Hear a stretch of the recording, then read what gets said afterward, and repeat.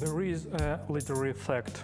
The incomplete poem of the English Romantic poet Coleridge, Kubla Khan, is considered to be an absolute masterpiece. Few can explain why it is actually so unique. In Xanadu did Kubla Khan a stately pleasure-dome decree, where Alf, the sacred river, ran through caverns measureless to man, down to a sunless sea. It is rather odd. There's no any certain plot line, just descriptions and exclamations, and the topic itself, the residence of the Mongolian ruler in some fictional land, Xanadu. This Mongolia is described like a Miltonic lost Eden, full of harmony between nature and power. What's the connection between us, the readers, and this Mongolia? It's hard to understand. Is it something historical? Is it maybe an allusion to something? Pure text consists both a problem for a historical sociologist who explains why academic elite agreed to evaluate this text higher than some others. For a philologist who takes this status of the text as it is, without need to check it. So twice 5 miles of fertile ground with walls and towers were girdled round, and there were gardens bright with sinuous reels. It's all really very musical. It wants to be chanted out loud. But the twist is that this puzzling piece has some autobiographical supplement, and it is a humble prosaic preface which is composed by Coleridge himself, and where he recorded the circumstances of this poem appearance. In the fall of the year 1797, Coleridge suffered an attack of dysentery, and as a medicine he took 2 grains of opium just to check dysentery.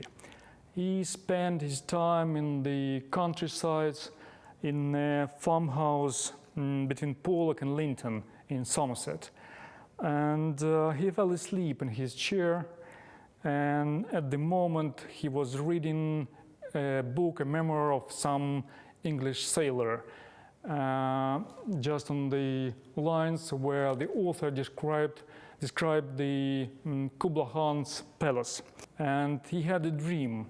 The Kubla Khan palace, but this was not just a usual dream, not just a picture, but also the words, and the words were structured like a poem, and it was actually ready-made verses, so he has seen the whole poem. When he woke up, he armed himself with an ink and pen and began to write down the verses. At this moment, something unfortunately happened. Someone had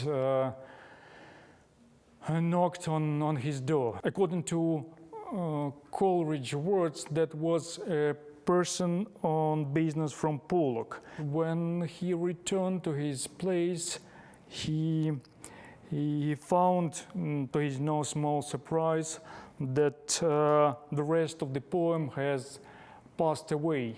So he had nothing to write down, and actually this fragment, this piece, is everything that is left from the whole poem. And he published it after 20 years. This person from Pollock was spotted, and step by step he found his way to the world literature, to the history of the world literature.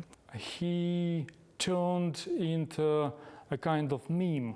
So the person from Pollock means somebody who interrupts the creative process, someone who spoils, who makes obstacles to an artist. The fact is that beside literary fictional constituent, there appeared in this situation something realistic, something true life, something to do with the real biography. And this drastically extends the opportunities to interpret this fragment, this vision, this dream, this hallucination. The person from Pollock appearance changes everything, and not only in the Coleridge life, but in the subsequent fate of the poem. We look at the poem through other eyes. And it is highly likely that the main collision, the main plot line of this poem, of this indisputable masterpiece, is not an encounter of the poet with Kubla Khan, but the terrible contact of a poet with a businessman.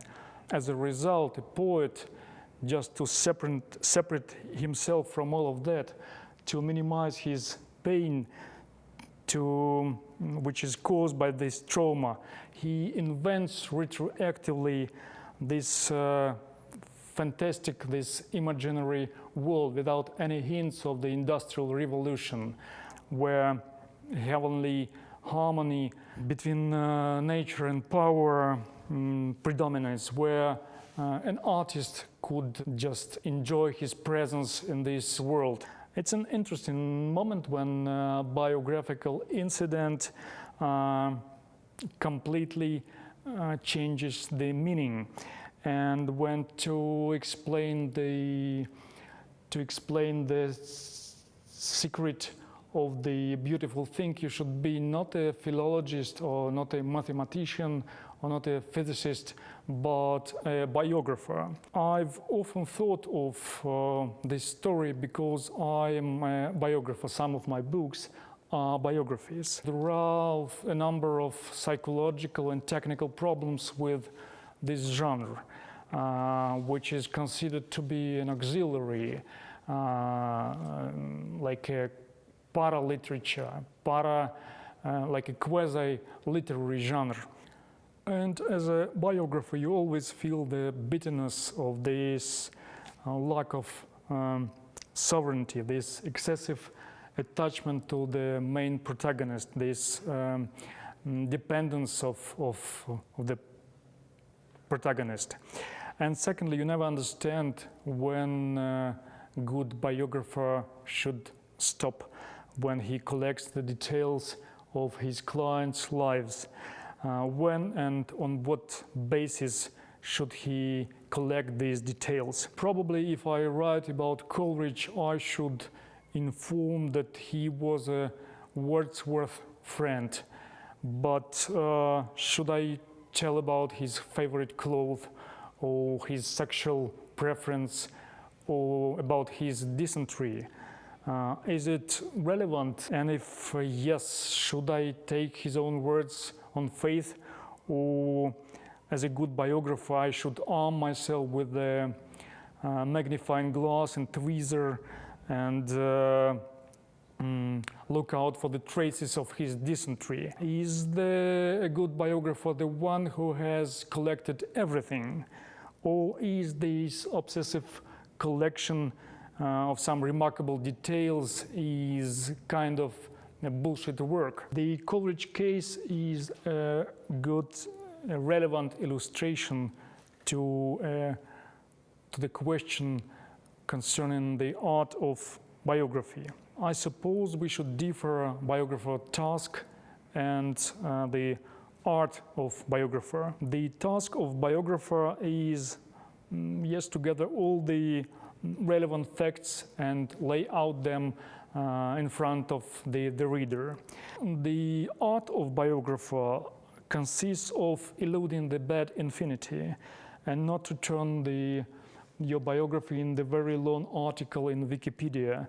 The good biographer is the one who, by hook or by crook, temporarily impose his own rules to the protagonist. And that is why I'm a big admirer of this person from Pollock. Yes, certainly he interrupted Coleridge, but I suppose it was just him who turned this poem from a piece of the bad infinity to an absolutely perfect fragment. The biographers are similar with the businessmen of such kind. They also knock on their clients' doors and they distract them with their businesses. The person from Pollock is a role model and simultaneously a model of the useful tool from the armory of the good biographer. You design a creature which, without asking, invades to someone else's life. Now, to understand someone else's life, you should take into account the presence of this ordinary man, this outsider, this non-prominent person. What you need is just to invent the most effective way of invasion. You could design for this storyteller, strange, deliberately contrasting to the main protagonist. So it is called an estrangement, and this implies a certain risk because your way of invasion can seem to a reader silly or not working. The good biographer is not the one who has collected more facts, but the one who managed to provide a drama in relationships with his protagonist. How does the good biography differ from the ordinary one? If a biography is just an accurate portrait, and if you want to perceive Sherlock Holmes, it does matter for you who tells his story. You need here Watson, just this storyteller who managed to invade in Sherlock Holmes' life. And it is by his reactions, very subjective, very un-Holmesian, we could understand the very uniqueness of Holmes. Do not underestimate this author. He is a protagonist of full value, the same like a prominent person, and he is an inalienable part of the story. And like Watson in some ways is more precious than Holmes, the same is the person from Pollock, who invades someone else's life, sometimes rudely, sometimes just in an inappropriate way, but finally Coleridge himself benefits from this invasion, and his strange poem gains a special status. So the secret of a biography, it takes two to tango. That is why an ordinary portrait turns into a good one. The Kubla Khan case is a classic case of the fiction that became a fact, at least a literary fact. Actually, it is a commonly known anecdote, and you don't have to be an expert in English 19th century poetry to discourse upon it. And if it comes to that, I know a bit about the history of the Russian Revolution, and particularly in Lenin's biography. And it is interesting that many separate aphorisms and the whole text are assigned erroneously to Lenin, and the ones he never coined. And one of such literary fictions is that allegedly you can find in his complete collection of works the text that is called the dialectics of the glass. But we talk about that another time.